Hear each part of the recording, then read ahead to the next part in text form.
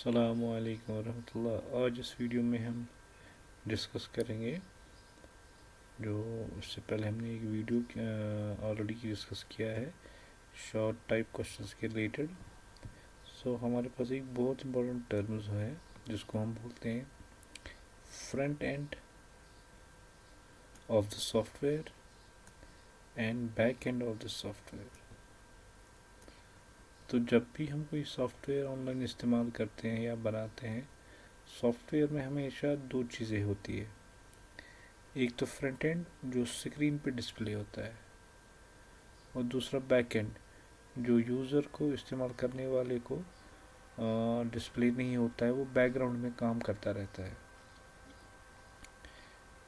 तो जो front end होता है, जो यूज़र इस्तेमाल करता है, उसके साथ ट्रांजेक्शन्स करता है, उसके अंदर एंट्रीज करता है। जैसे साइन अप किसी यूज़र ने किया, फेसबुक में चला गया, वहाँ पर साइन अप पहली बार किया, तो उसकी जो डिटेल्स है, जैसे उसका user name, address, phone number, बाकी रिलेटेड उसका फ़ोटो या उसके फाइल्स, वो बैकग्राउंड में स्टोर रहते हैं।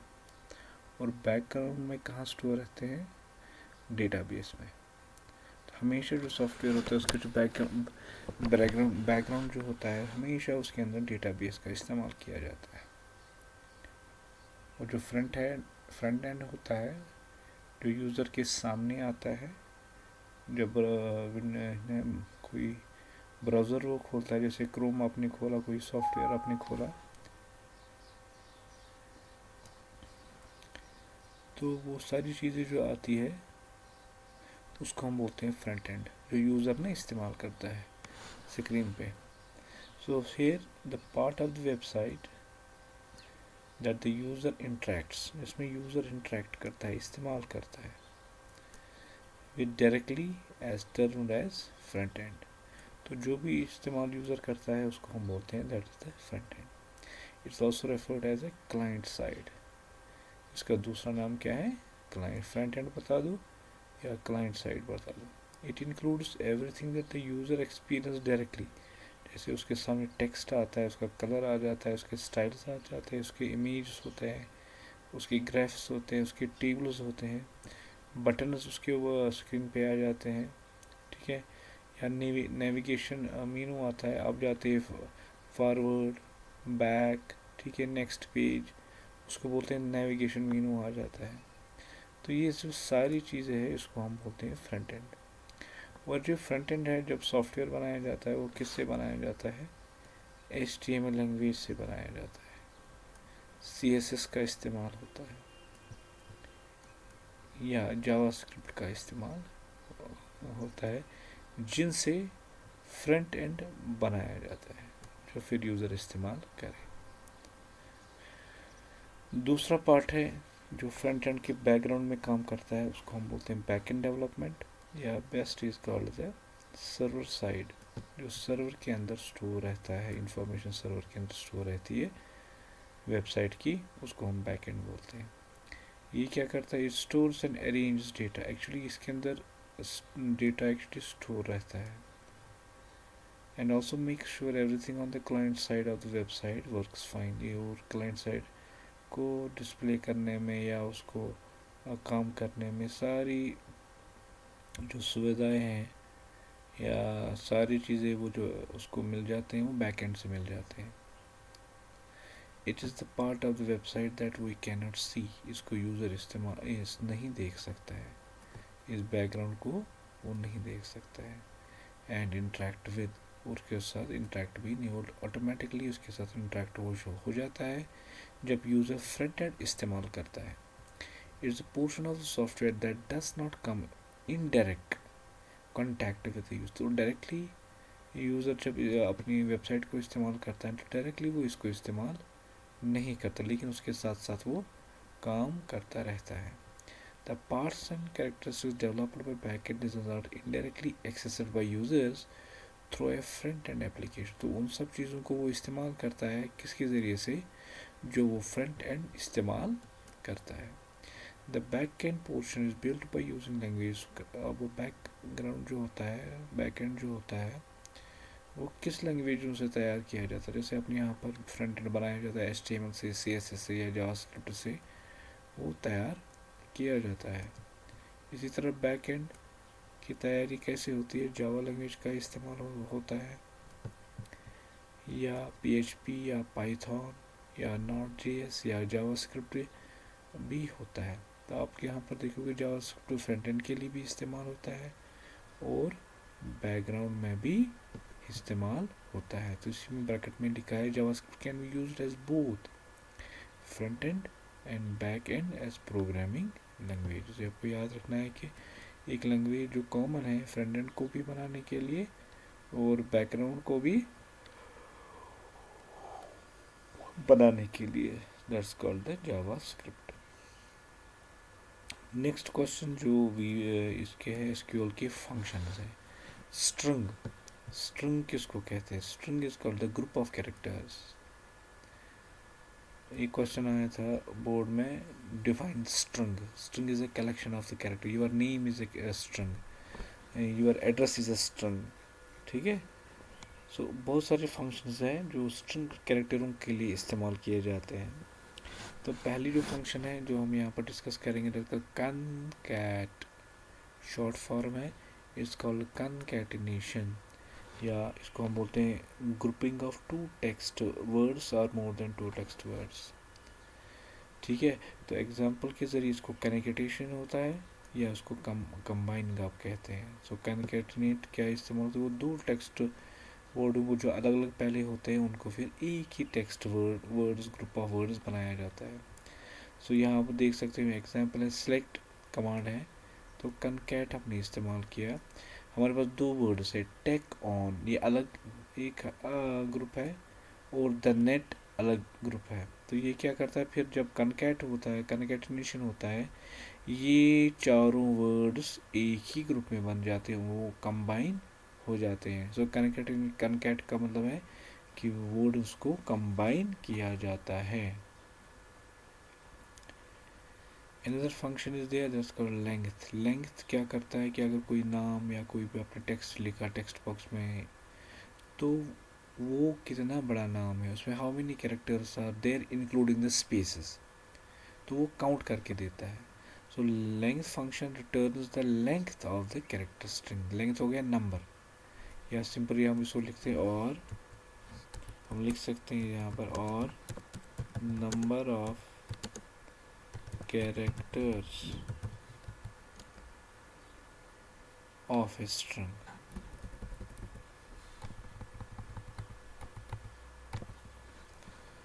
ठीक है, या लेंथ से काउंट करके देता है, या बताता है आपके पास कितने नंबर ऑफ कैरेक्टर्स। एक जैसे आप किसी का नाम बर्न बर्न हॉल है, कोई नाम है, ठीक है, हमारे स्कूल का नाम है, तो BURN हो गए 4 कैरेक्टर्स, स्पेस इज इंक्लूडेड हो गए 5 characters, HALL again these are the 4 characters, that's total characters in a Burn Hall और 9 कैरेक्टर्स। सो लेंथ फंक्शन एक ऐसी जो अगर हम कोई भी वर्ड इसके अंदर देते हैं, जैसे ये बर्न हॉल स्कूल है, how many words are there, 4 means 8 9 10 11 12 13 14, लेकिन there are 2 spaces here, 1 space is here and other space is here, तो ये दो भी इंक्लूड होता है। इसमें ये आंसर जो हमें देगा he will give it as a 16 there, तो आंसर हमारे पास 16 कैरेक्टर का आ जाएगा। तो ये है लेंथ फंक्शन जो काम करती है। Another function is the substring, SUBSTR। ये जो है ये एक्सट्रैक्ट करती है। अगर कोई आपके पास गिवन वर्ड्स है, उसमें आप चाहते हैं कि मैं उसमें से गिवन वर्ड्स में से एक पर्टिकुलर वर्ड या आप वहाँ से एक्सट्रैक्ट करना चाहते हैं या डिस्प्ले करना चाहते हैं, तो फंक्शन इज अ सबस्ट्रिंग।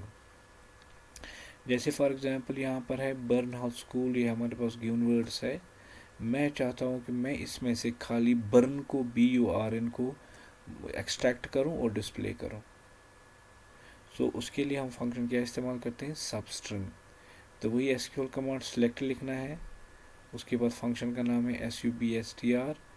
तो जो गिवन वर्ड्स आप डालोगे इसके अंदर, तो आपको ये फिर 2 पैरामीटर्स है, कामा के बाद 0 then 4. 0 means start with the beginning position, that is the 0th position is the B position. उसके बाद how many characters want extract, तो अब हमने देखा 4, तो ये जो यहाँ पर कर्सर आ जाएगा उसके बाद first character, second character, third and fourth, उसका मतलब है इस यहाँ पर बर्न हमें डिस्प्ले हो जाएगा। तो ये इस इन वर्ड में से बर्न को एक्सट्रैक्ट करेगा और डिस्प्ले करेगा। ठीक है, तो अगर हम इसको फॉर एग्जांपल 4 के बदले 9 रखेंगे तो ये फर्स्ट पोजीशन पे जाएगा, टोटल 9 कैरेक्टर्स वहाँ से डिस्प्ले करके देगा। दैट्स BURN हो गए 4, स्पेस इज ऑल्सो इंक्लूडेड 5, फिर हो गए 6, 7, 8, 9। सो जब ये एक्सट्रैक्ट होगा तो ये 2 वर्ड्स वहाँ से एक्सट्रैक्ट हो जाएंगे। So substring is a function that extracts the number of characters from a given string और group of words. Another function जो हम यहाँ पर इस्तेमाल करते हैं इन स्ट्रिंग। इन स्ट्रिंग एक फंक्शन है जिससे हम सर्च करते हैं कोई कैरेक्टर की पोजीशन कहाँ पर है। जैसे हम कोई सर्च करते हैं, जैसे हमारे पास जैसे वर्ड है, तो यहाँ पर जैसे आप देखते हैं यहाँ पर फाइंड एक ऑप्शन है। ठीक है, फाइंड से हम देख सकते हैं कोई भी वर्ड कहाँ पर है, उसकी लोकेशन कहाँ पर है। इसी तरह एसक्यूएल में भी हम ये कर सकते हैं, सर्च कर सकते हैं, उसके लिए इन स्ट्रिंग है। So Oracle in string function returns the location, फिर उस कैरेक्टर की लोकेशन है, हमें बताता है कि वो किस लोकेशन पे है। फॉर एग्जांपल है यहाँ पर सिलेक्ट कमांड हमने दे दी, उसके बाद हम लिखेंगे INSTR इन स्ट्रिंग।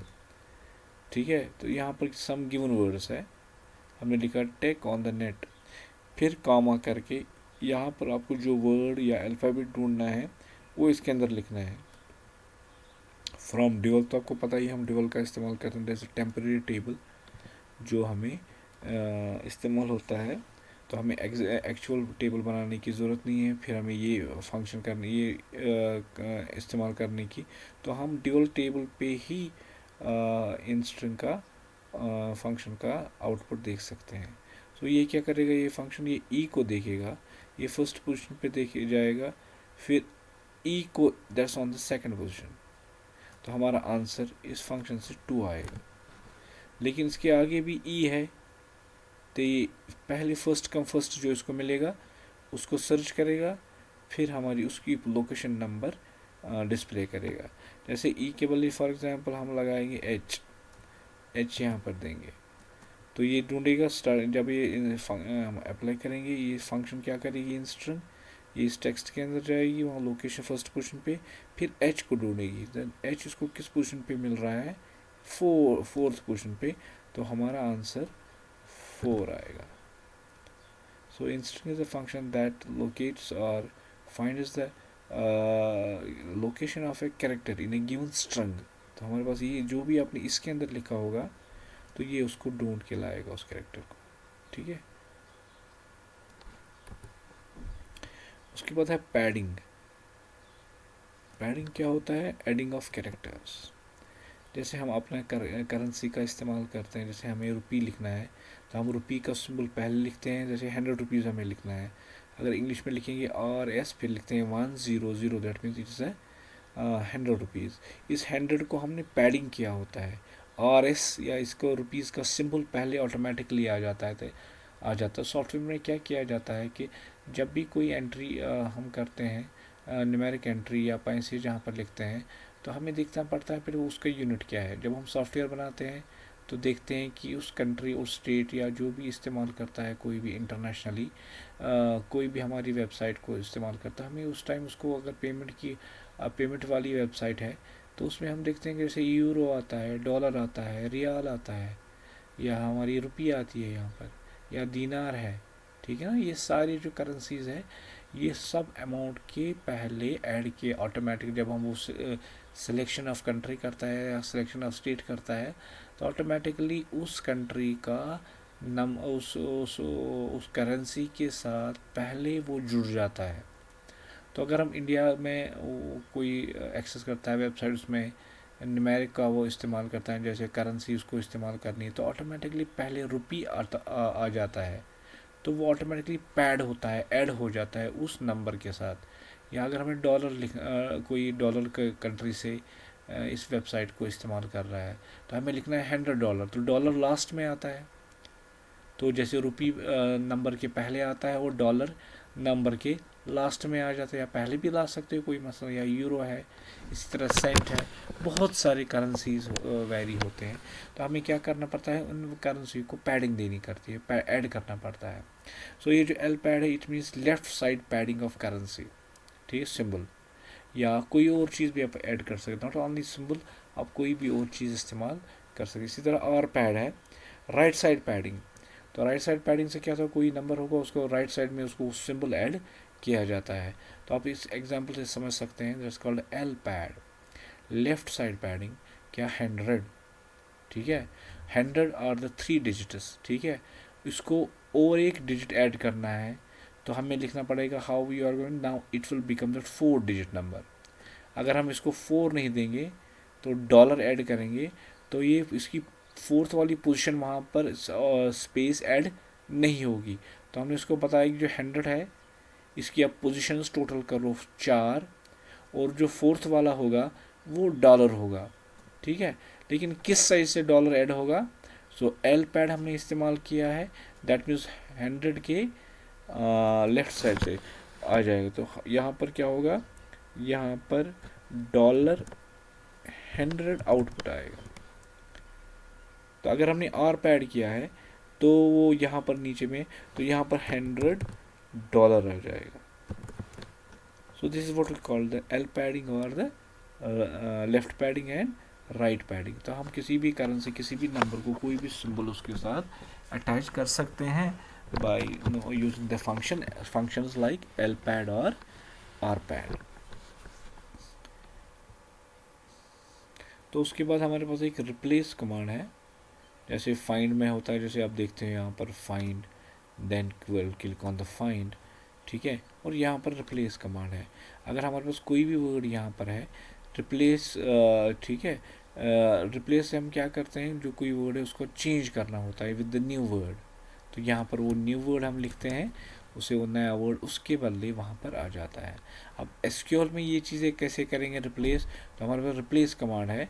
जैसे फॉर एग्जांपल हमारे पास रिप्लेस कमांड है, तो हम इसको लिख सकते हैं सिलेक्ट रिप्लेस, ठीक है, सिलेक्ट रिप्लेस, मैं इसको रिमूव करता हूँ। क्या रिप्लेस करना है, 1 2 3 1 2 3 टेक्स्ट जो है इसको इसको किसके वर्ड, नए वर्ड से रिप्लेस करना है, जो हमें यहाँ पर देना 1 2 3। सो इस सब के बदले इसको यहाँ पर हटाना है, किसको, 1 2 3 1 2 3, जहाँ जहाँ इसको मिलेगा इस इन वर्डों में, तो वहाँ उसको रिप्लेस किया जाएगा, नए वर्ड से नहीं, आप उसको ख़त्म कर रहे हो। तो यहाँ पर नए वर्ड का नहीं, जो जहाँ जहाँ इसको 1 1 2 3 मिलेगा, ये वहाँ से इसको रिप्लेस करेगा, ठीक है। या इसको आप और भी कैरेक्टर से ऐड कर सकते हैं, वो मैं आपको बताऊंगा। सो टेक, तो 1 2 3 वहाँ से रिमूव हो जाएगा, रिप्लेस हो जाएगा। तो 1 2 3 1 2 3 will be replaced from that position. तो हमारा वहाँ पर क्या रहता है, खाली TECH। तो हमने रिप्लेस किया 1 2 3 को, खाली जगह उसको रिमूव कर दिया वहाँ पर, तो बाकी क्या रहता है, वो एज इट इज़ वहीं रह जाता है। तो इसका रिजल्ट जो आएगा या आउटपुट जो आएगा, तो हमें वो ये हमारा वहाँ पर आउटपुट आ जाएगा। ये हो गया रिप्लेस करना कोई वर्ड, कैरेक्टर, कोई number by using the function that's called the replace. और एक फंक्शन है ट्रिम। ट्रिम क्या होता है, ये भी रिप्लेस करता है, लेकिन क्या रिप्लेस करता है, खाली जगह को भी। सो लेफ्ट साइड से ट्रिम करना, जैसे हम बाल काटते हैं एक लेफ्ट साइड से, राइट साइड से, आगे पीछे, सो दैट्स कॉल्ड ट्रिमिंग। तो इसी तरह वर्ड्स को भी ट्रिम किया जाता है, अगर किसी जगह एक्स्ट्रा स्पेसेस आ जाती है तो उनको रिमूव किया जाता है, ठीक है। जैसे यहाँ पर आप देखो, हमारा एक वर्ड है कामा, यहाँ से स्टार्ट है, तो बीच में यहाँ पर स्पेस है लेफ्ट साइड से, तो ये राइट साइड से है, तो एक्स्ट्रा स्पेस आर देयर जो हमें ज़रूरत नहीं है, तो उसको हम ट्रिमिंग कर सकते हैं by using the function that's called trim. Actually trim के दो other parts है, one is called l trim एक फंक्शन है जो खाली वर्ड के लेफ्ट साइड एक्स्ट्रा स्पीसीज या एक्स्ट्रा है जो वहाँ उसको रिप्लेस करता है. इसका और एक alternative are trim. So sometimes you will be asked to define the L term or the right term. So जो भी वर्ड के राइट साइड में होगा उसको ये रिमूव करता है, वो डिलीट करता है. ठीक है. सो इस तरह ट्रिम फंक्शन रिमूव्स, इसका काम ही है रिमूव करना. All the specified characters either from beginning of the beginning, या जो पहले है जिसको हम बोलते हैं एल ट्रिम लेफ्ट साइड से, और एंड ऑफ द स्ट्रिंग, इसको हम राइट साइड भी बता सकते हैं. तो बिगिनिंग से वो जो होगा कैरेक्टर कोई, वो हम उसको रिमूव कर सकते हैं, या उसके जो राइट साइड में होगा या एंड ऑफ द वर्ड का होगा उसको भी रिमूव कर सकते हैं. That's called trimming. So replace, trimming, this are both used for the removing the contents. एक एसिड है जो एक्चुअली एसिड एब्रिवेशन है जो एसक्यूएल के साथ अप्लाई होती है. जो एसिड है इसकी एब्रिवेशन जो है that's called atomicity. A for atomicity. Second is consistency. C I means isolation. and durability, D for durability. So acid is used for these functions. That's why we are using the acid, ACID. ठीक है. तो इसका जो role है database में, इस acid हम किस चीज़ को बोलते हैं कि जब भी हमारे पास टेबल है या डाटाबेस के उसके अंदर कोई ट्रांजैक्शन करते हैं. So what do you mean by the transaction? Table के साथ कोई चीज़ कोई रो हमने ऐड किया, कोई कॉलम हमने ऐड किया, कोई डेटा हमने ऐड किया, कोई रो हमने रिमूव किया, कोई कॉलम हमने रिमूव किया. ठीक है. कोई चीज़ अपडेट किया, कोई डेटा हमने, उसको हम बोलते हैं ट्रांजैक्शन. ठीक है. तो transaction is the propagation of one or more changes जो फिर टेबल या डेटाबेस को अप्लाई होती है. जैसे आपने डिलीट किया, फिर वो रो ख़त्म हो गया तो उस टेबल के अंदर ये चेंज आ गई. या कोई आपने रो ऐड किया तो you are adding the rows, adding the deleting the rows और मॉडिफाइंग द रोज. तो इस सब चीज़ों को हम बोलते हैं transaction. For example if we are creating a record, हम नया रिकॉर्ड ऐड करते हैं. ठीक है. उसको बोलते हैं ट्रांजैक्शन. या कोई चीज़ हम अपडेट करते हैं, वहाँ पर कोई होगा तो अपडेशन हो जाती है. या कोई चीज़ हम डिलीट करते हैं तो वहाँ से कोई हम रिकॉर्ड, तो इस सब को हम क्या बोलते हैं ट्रांजैक्शन. तो लेकिन अगर हमें डिलीट करना है बाकी और जो डेटा वहाँ पर है उसको कुछ नहीं होना चाहिए, उसमें कोई तब्दीली नहीं आनी चाहिए. तो जैसे हमने कोई कॉलम डिलीट किया, बाकी कॉलम को कुछ नहीं होना चाहिए. सो ये टर्म जो सारी चीज़ें जो हमारी पास कंसिस्टेंसी है, आइसोलेशन है, एटॉमिसिटी है या उसकी ड्यूरेबिलिटी है, ये हम किस टर्म से डिफाइन करते हैं? ACID. So you are to if we are applying any transaction on a database, वो ड्यूरेबल होनी चाहिए, कोई बाकी चीज़ ख़राबी नहीं होनी चाहिए. और जहाँ हम चेंज करते हैं एटॉमिसिटी, खाली उसी में चेंज होनी चाहिए. अगर जहाँ कोई अपडेट हम करते हैं बाकी जगह कोई और चीज़ अपडेशन नहीं होना चाहिए. सारी चीज़ें आइसोलेशन में होनी चाहिए. सो दैट्स वाई कि this term is used for the transaction of the database known as ACID, ACID. SQL में और एक कमांड है हमारे पास, ऑल्टर कमांड. ऑल्टर कमांड एक ऐसी कमांड है जो डेटा के साथ रिलेटेड नहीं है. ये खाली टेबल के या डेटाबेस के स्ट्रक्चर के साथ रिलेटेड है. अब टेबल का जो स्ट्रक्चर होता है उसमें हम क्या क्या कर सकते हैं, वो टेबल का जो स्ट्रक्चर है उसमें कोई भी चीज़ हम ऐड कर सकते हैं, कोई भी चीज़ रिमूव कर सकते हैं, दैट्स कॉल्ड ड्रॉप. कोई भी चीज़ मॉडिफाई कर सकते हैं. सो ये जो तीन चीज़ें हैं ये ऑल्टर कमांड से हम करते हैं, जिससे हम स्ट्रक्चर का कोई चीज़ ऐड कर सकते हैं, स्ट्रक्चर का कोई भी चीज़ रिमूव कर सकते हैं, स्ट्रक्चर का कोई भी चीज़ मॉडिफाई कर सकते हैं. So this alter command is only used with the structure of a database, या जिसको हम schema of the database. So schema बता दो या स्ट्रक्चर बता दो, एक ही बात है. जैसे हमने किया for adding, deleting and changing the contents of the table और द कॉलम. बल्कि मैं चेंजिंग द कंटेंट्स नहीं, मैं इसको यहाँ पर ठीक करूँगा, राइट है structure, it's not the related to the contents, ठीक है, definitely it's only related with the structure of that table. Alter command can be use to add columns, जैसे हमने कोई कॉलम ऐड किया आप उसको ऐड कर सकते हो, या कोई ड्रॉप ए कॉलम रिमूव कर सकते हैं कोई भी कॉलम, या रीनेम, आपने आपके पास टेबल है उसका या डाटाबेस है उसका नाम आप चेंज करना चाहते हो तो ऑल्टर टेबल से भी कर सकते हैं. या एग्जिस्टिंग कॉलम होगा रीनेम एंड एग्जिस्टिंग कॉलम, एक कॉलम है आपके पास टेबल के अंदर उसका आप नाम चेंज करना चाहते हैं, ठीक है.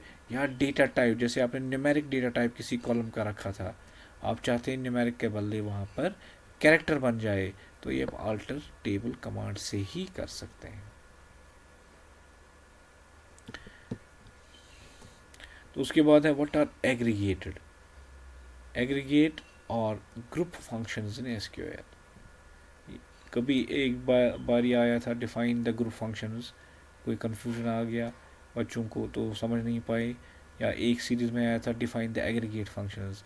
ये दोनों के दोनों टर्म्स जो सेम है जो एक ही के लिए इस्तेमाल होते हैं. तो हमारे पास कुछ बेसिक ऐसे ग्रुप फंक्शंस है या एग्रीगेट फंक्शन है जो कॉलम पे अप्लाई होते हैं या नंबर ऑफ रिकॉर्ड्स पे अप्लाई होते हैं. तो जैसे हमें क्या है कि हमारे पास एक फंक्शन है जिसको हम बोलते हैं एवरेज, ठीक है. हमारे पास एक A V E R average function है जो एक कॉलम को टोटल किया जाता है फिर एवरेज निकाली जाती है. सो उसको हम बोलते हैं this is the category of the aggregate और द ग्रुप फंक्शन, क्योंकि ये पूरे कॉलम का एज ए ग्रुप लेते हैं फिर जाके उस पर एवरेज निकालते हैं. या सम, एक कॉलम है हमारे पास जैसे फिज़िक्स कॉलम है या कोई भी मार्क्स कॉलम है, फिर मार्क्स को टोटल किया जाता है तो वो किस फंक्शन से किया जाता है, सम से. तो पूरा कॉलम का काउंट हो जाता है. या मिनिमम, एक कॉलम में सबसे कॉलम जैसे स्टूडेंट के मार्क्स हैं सबसे कम मार्क्स किसके आए हैं तो हम मिनिमम फंक्शन का इस्तेमाल करते हैं जिससे हमें पता चलेगा उस कॉलम के अंदर मिनिमम मार्क्स किसके हैं. या उसी के में टॉपर, जैसे आपको भी देखो हम रिजल्ट निकालते हैं उसमें टॉपर देखते हैं तो ऑटोमेटिकली मैक्सिमम फंक्शन से क्या होता है आप उसमें हाईएस्ट वैल्यू जो उस कॉलम में होगा वो डिस्प्ले करा सकते हैं. या another is a count, count is a function that counts the number of records in a table. एक टेबल में जैसे हज़ारों रिकॉर्ड्स होते हैं तो कितने हो गए हैं कि what is the count of records in a table. तो काउंट फंक्शन एक इस्तेमाल होती है जिससे हमें पता चलता है कि number of records in a table कितने हैं. नेक्स्ट है हमारे पास एक ट्रंकेट, ऑलरेडी हमने पढ़ा था, ट्रंकेट फंक्शन है. या और एक कमांड है हमारे पास एसक्यूएल की, sorry not the function but the command, truncate command and the delete command. तो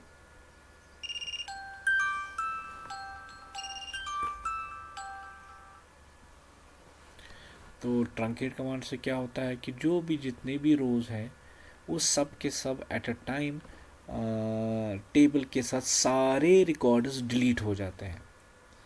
लेकिन डिलीट कमांड से क्या कर सकते हैं हम सारे रिकॉर्ड्स को भी रिमूव कर सकते हैं और एक रिकॉर्ड को भी रिमूव करते हैं.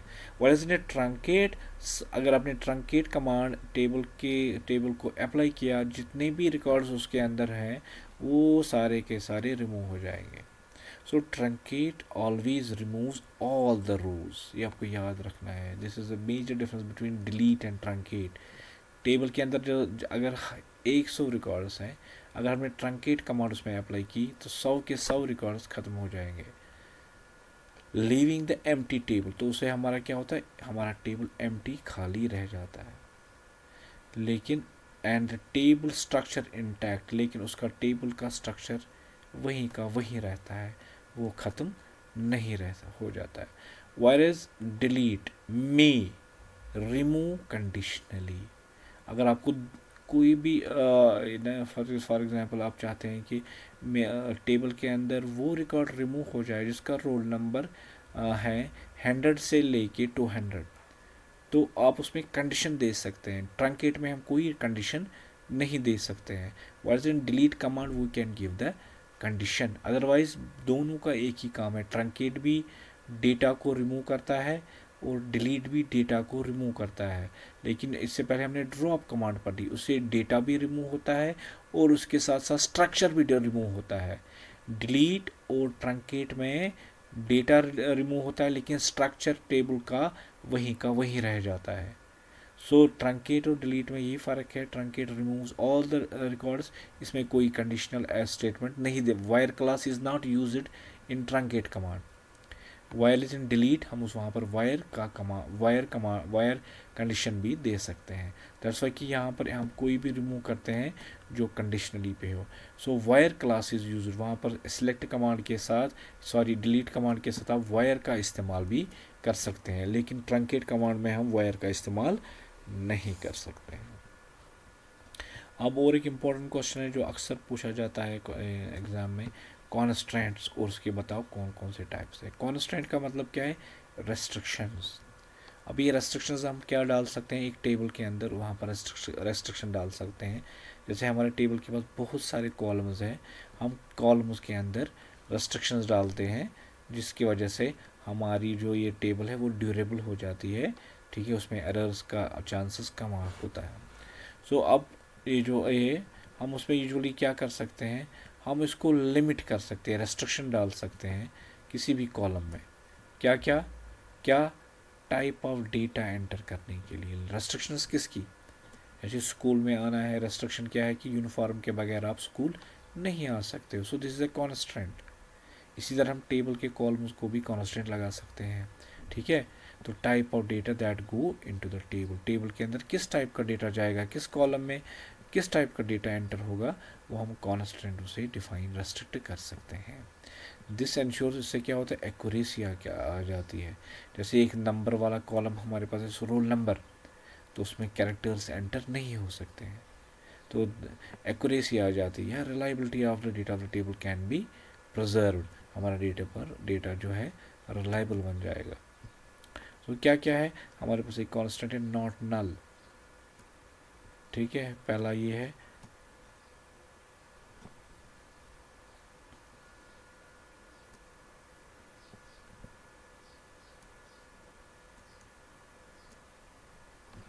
नॉट नल का मतलब है अगर आपको कोई कॉलम है, आप चाहते हैं कि जो भी एंट्री हो वो ज़रूरी यूज़र एंटर करे, वो उसको खाली नहीं करना रख सकता है, तो कांस्टेंट क्या लगा सकते हैं, not null.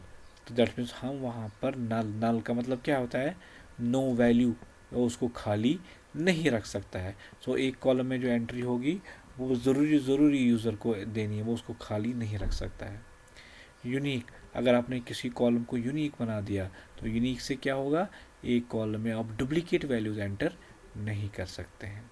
So primary key, तो प्राइमरी की मैंने आपको बताया कि प्राइमरी की एंड फॉरेन की ऐसे दो कॉन्स्टेंट्स है जिनकी वजह से हम मोर देन वन टेबल को ज्वाइन कर सकते हैं या उनके बीच में एक रिलेशनशिप मेंटेन कर सकते हैं। प्राइमरी की का मतलब क्या, अगर हमने एक कॉलम में प्राइमरी की लगा दिया, उस कॉलम में तीन चीज़ें हो जाती है कि वो उस कॉलम में आप खाली वैल्यू नहीं रख सकते हो, और उस कॉलम प्राइमरी की वाले कॉलम में यूनिकनेस भी आ जाती है, ठीक है। तो तीसरा कि हम प्राइमरी की से एक टेबल को दूसरे टेबल के साथ ज्वाइन कर सकते हैं या रिलेशनशिप मेंटेन कर सकते हैं, ठीक है। देन से foreign key, actions that would destroy links between the tables.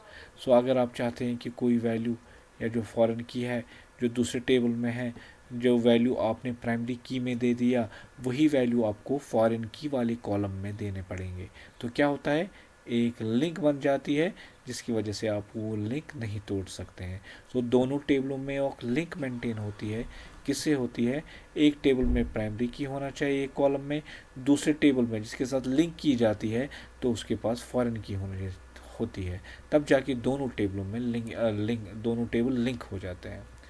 उसके बाद चेक, ऑलरेडी मैंने बताया, अगर आप पहले मेन इन वीडियोस देखेंगे वहाँ पर चेक फंक्शन का भी इस्तेमाल किया गया है, कॉन्स्टेंट का इस्तेमाल किया गया है।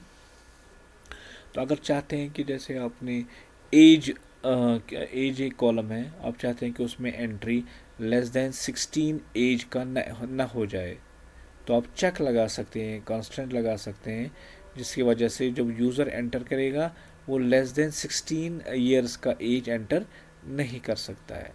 ठीक है, जैसे हम बोलते हैं एडल्ट, अगर एडल्ट वाला कॉलम है तो उसमें ऑटोमेटिकली क्या होना चाहिए, लेस देन 12 या लेस देन 13 या लेस देन 15 आप रख सकते हैं, कोई वैल्यू एंटर नहीं हो सकता है, तो आप उसको चेक लगा सकते हो।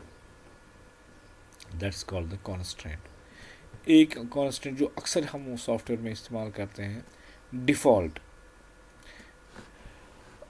डिफ़ॉल्ट होता है ऐसी एंट्री की आप चाहते हैं अगर यूज़र ने उस कॉलम में कोई एंट्री नहीं की है, जैसे लोकेशन एक कॉलम है या स्टेट एक लोकेशन है या फॉर एग्जांपल कंट्री का नाम है, तो अगर यूज़र वहाँ पर एंटर नहीं करेगा तो बाय डिफ़ॉल्ट उस कंट्री का नाम एंटर होना चाहिए, जैसे इंडिया, पाकिस्तान, सऊदी अरेबिया, है ना, ये सारी कंट्रीज़ का नाम, अमेरिका, इंग्लैंड। तो हम चाहते हैं अगर यूज़र उस कंट्री का इस्तेमाल, तो अगर वो अपनी कंट्री का नाम एंटर नहीं कर, तो बाय डिफ़ॉल्ट कंट्री का नाम क्या आना चाहिए, तो जैसे बाय डिफ़ॉल्ट हम रखेंगे कश्मीर, ठीक है, स्टेट का नाम। तो बाय अगर उसने एंटर नहीं किया कश्मीर कश्मीर तो कश्मीर उस कॉलम में, तो ऑटोमेटिकली उस जगह कश्मीर आ जाएगा। That's called default. If you are not going to enter the value in a particular column entry, तो automatically that value will be added there. ठीक है, तो जम्मू एंड कश्मीर अगर हमारी स्टेट है, अगर स्टेट कॉलम होगा आप एंटर नहीं करोगे तो ऑटोमेटिकली उस जगह जम्मू एंड कश्मीर आ जाएगा। तो और एक वहाँ पर एक न्यूमेरिकल क्वेश्चन आ जाता है तो एसक्यूएल में कि आप एसक्यूएल कमांड लिखो, एसक्यूएल स्क्रिप्ट लिखो, किसके लिए, एक टेबल बनाने के लिए, और उस टेबल का कॉलम्स क्या क्या होने चाहिए, उस टेबल का नाम फॉर एग्जाम्पल यहाँ पर लिखा है स्टूडेंट रजिस्ट्रेशन, ठीक है, और उसके अंदर डेटा एट्रीब्यूट्स क्या होगी, व्हाट्स द एट्रीब्यूट्स, तो कॉलम, कॉलम कौन कौन सा होना चाहिए वहाँ पर, रजिस्ट्रेशन नंबर होना चाहिए, स्कूल नाम आना चाहिए, स्टूडेंट नेम आना चाहिए, या उसकी स्ट्रीम आनी चाहिए, या सब्जेक्ट्स ऐड होने चाहिए। ये एक टेबल बनेगा जिसके अंदर कॉलम्स क्या क्या होंगे, रजिस्ट्रेशन नंबर होगा, स्टूडेंट नेम होगा, स्टूडेंट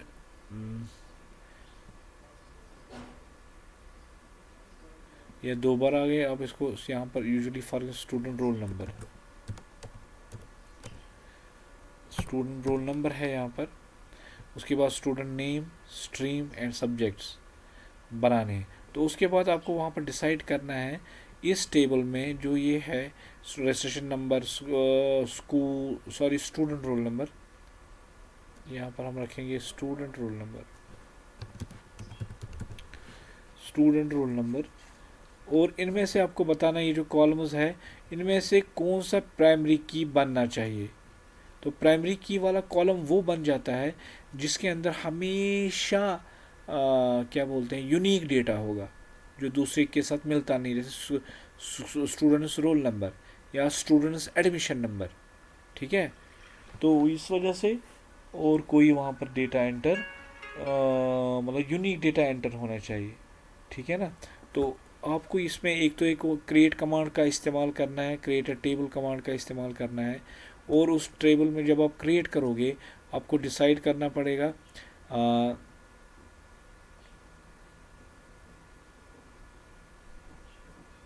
कि उसके अंदर कौन सा डेटा यूनिक होगा। तो हम यही करते हैं कि यार कमांड कैसे, क्रिएट कमांड लिखते हैं, क्रिएट टेबल कमांड लिखते हैं, उसके बाद स्टूडेंट रजिस्ट्रेशन, देखो यहाँ पर तो स्पेस है लेकिन जब हम एसक्यूएल कमांड लिखते हैं स्पेस इज़ नॉट अलाउड, तो उसके बदले हमने अंडरस्कोर दिया है, तो रजिस्ट्रेशन। ठीक है, ये टेबल का नाम क्या हमने रखा, स्टूडेंट रजिस्ट्रेशन। कमांड कौन सी है, क्रिएट टेबल। इसके अंदर कौन सा कॉलम है, फॉर स्टूडेंट रोल नंबर, यहाँ पर रजिस्ट्रेशन नंबर है पहला। ठीक है, तो हमने रजिस्ट्रेशन नंबर दे दिया। यहाँ पर भी सॉरी स्पेस है, स्पेस इज़ नॉट अलाउड, तो हमने स्पेस के बदले क्या हम इस्तेमाल कर सकते हैं, अंडरस्कोर। तो उसके बाद इस कॉलम के अंदर आपको डिसाइड करना है कि जो रजिस्ट्रेशन नंबर है इसका डेटा टाइप क्या होगा। तो हमारा जो रजिस्ट्रेशन नंबर है वो हमेशा नंबर्स होते हैं, या चेंज भी आप कर सकते हो, कैरेक्टर भी बना सकते हो, तो हमने इसमें यहाँ पर रखा नंबर, ये खुद ब खुद आपको लिखना है। उसके बाद जो रजिस्ट्रेशन नंबर है वो कितने डिजिट का बड़ा होगा, तो हमने रखा है इसको 4। मैं दैट मीन्स रजिस्ट्रेशन नंबर कितने डिजिट का होगा, 4। आप अपनी मर्ज़ी से 4, 5, 6 भी रख सकते हैं, नो इशू, ठीक है। तो ये आपको एक जो कॉलम का रजिस्ट्रेशन नंबर है उसके साथ आपको डेटा टाइप डिसाइड करना पड़ेगा।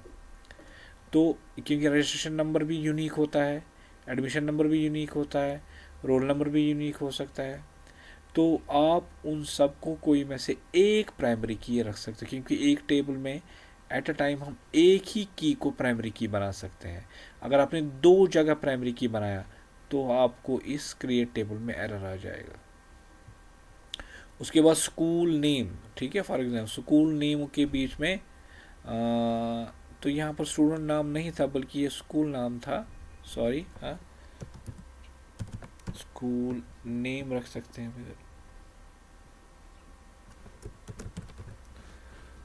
तो स्कूल नेम जो है वो क्या होगा, वैर कैर टू, ठीक है। आप कैर कैर भी रख सकते हैं या वैर कैर टू भी रख सकते हैं। और जो स्कूल का नाम है कितना बड़ा होगा, से 15 लेटर्स का वो स्कूल का नाम आप एंटर कर सकते हैं।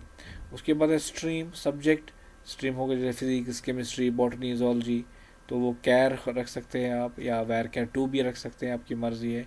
उसकी डिफरेंस मैंने आपको बता दी पिछले लेक्चर में कि कैर और वैर कैर टू क्या होता है। तो उसका जो कैरेक्टर्स होंगे 10 होंगे। या सब्जेक्ट है, आपके पास सब्जेक्ट की एंट्री करनी है, वो भी हम कैर रख सकते हैं, और सब्जेक्ट का नाम मैक्सिमम 15 कैरेक्टर्स होगा। इस तरह से ये क्वेश्चन आपको एग्जाम में पूछा जाता है। आप एक क्रिएट टेबल का स्क्रिप्ट लिखिए, कमांड लिखिए, और उस टेबल एक बनाइए जिसका नाम ये होगा, उसके अंदर इन एट्रीब्यूट्स का नाम आना चाहिए। तो इस वजह से आपको दो चीज़ें डिसाइड करनी पड़ी, एक तो ये जो टेबल का नाम है वो क्या रखना है, फिर कॉलम्स के नाम क्या रखने हैं। और जब हम कॉलम्स के नाम रखते हैं तो उसके साथ साथ दो चीज़ें आपको ख्याल रखना है, तो बल्कि तीन चीज़ें, कि एक तो डेटा टाइप क्या होगा, और डेटा कितना बड़ा उसके अंदर हो सकता है मैक्सिमम, आप उसको कुछ भी ले सकते हो, और साथ साथ कॉन्स्ट्रेंट भी ऐड कर सकते हैं आप, ठीक है। ये 3-4 चीज़ें आपको ऐड करनी है जब आप कॉलम का नाम टेबल में रखते हैं। और एक एग्जांपल है, जैसे आपको एक टेबल बनाना है जिसका टेबल का नाम आपको प्रोडक्ट बनाना है, और प्रोडक्ट में क्या क्या एंट्री होंगी, product ID, product name, product code, ठीक है, प्रोडक्ट मैन्युफैक्चरिंग डेट, डेट तो नहीं लिखा है लेकिन खुद ब खुद हमें समझना है कि प्रोडक्ट मैन्युफैक्चर क्या होता है, कि उसका डेट क्या होगा, और प्रोडक्ट एक्सपायरी, तो उसका एक्सपायरी वाला डेट क्या होगा। तो ये कॉलम्स आपको एट्रीब्यूट्स बनाने हैं, और उसकी एसक्यूएल कमांड आपको लिखनी है। तो एसक्यूएल कमांड इसकी क्या होती है, क्रिएट टेबल, जिससे हम टेबल एक बनाते हैं। नाम क्या रखना है, खाली प्रोडक्ट, तो हमने वही प्रोडक्ट इधर रखा। तो उसके बाद कॉलम्स क्या है, प्रोडक्ट आईडी, यहाँ पर स्पेस लिखी है लेकिन आपको यहाँ पर स्पेस नहीं देना है, आपको प्रोडक्ट आईडी के साथ साथ अंडरस्कोर भी देना पड़ेगा, इसका खास ख्याल रखें। उसके बाद नंबर इसका डेटा टाइप होगा, और डेटा कितना बड़ा हो सकता है, 4। और प्रोडक्ट आईडी जो होता है वो हमेशा यूनिक होता है, तो हम इसी को प्राइमरी की भी बना सकते हैं। तो आपको बताना है यहाँ पर which attribute will act as a primary key, तो हमने प्रोडक्ट आईडी के साथ प्राइमरी की भी लगा दिया। उसके बाद प्रोडक्ट नेम, आप इसके देखो कि हमने यहाँ पर अंडरस्कोर भी लगा दिया, उसको वैर कैर टू या कैर भी आप दे सकते हैं। और प्रोडक्ट नाम कितना बड़ा हो सकता है, 15। उसके बाद प्रोडक्ट कोड, ये है, प्रोडक्ट कोड भी ऐड करना है, तो वो नंबर फॉर्मेट में हमने रखा है। और प्रोडक्ट कोड कितना बड़ा हो सकता है, 5 डिजिट का प्रोडक्ट कोड हो सकता है। उसके बाद है प्रोडक्टिव मैन्युफैक्चर डेट, तो उसका डेट जो होगा वो डेटा टाइप होगा। तो यहाँ पर आप देख सकते हो हमने लिखा प्रोडक्ट मैन्युफैक्चर, उसके बाद हमने स्पेस दी, और वहाँ पर डेट का डेटा टाइप एंटर होगा। तो अगर आपको याद होगा कि याद रखना है कि जब भी हम एक कॉलम में टेबल में date, days, month and year रखेंगे, तो उसके लिए जो डेटा टाइप का इस्तेमाल होता है वो डेट डेटा टाइप होगा। इसी तरह प्रोडक्ट एक्सपायरी, उसके लिए क्या होगा, again data type is the date. तो इस वजह से हमने इस क्रिएट टेबल की कमांड की वजह से हमने एक टेबल बनाया जिसके अंदर टेबल का नाम हमने प्रोडक्ट रखा, और उसकी कॉलम्स अलग अलग से डिसाइड किए। इसके 4 मार्क्स होते हैं वहाँ, बहुत इजीली आप उसको ग्रेस्प कर सकते हैं, और बहुत कम टाइम उसको लगता है बनाने में। तो होप आपको ये समझ में आया होगा इंशाल्लाह। तो अगर क्वेरी होगी आप मुझे पूछ सकते हैं, ठीक है ना इंशाल्लाह।